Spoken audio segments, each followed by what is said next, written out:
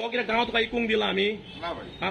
तुका कोणी सांगले मुस्लिम एरिया म्हणून मुस्लिम एरिया म्हणून कोणी सांगले रे? कोणाचो एरिया अरे बाबा हांगासर कसले एरिया ना, सगळे कांगूट सगळे मिक्स हा, कोणीच खंयचो म्हणूंक ना. हांगा मरे हय. रिलीजियस मरे केन्ना हांगासर लोबडे जावना आनी हेच्या फुडें जावचे ना आनी आमी जावंकूय दिवचे ना.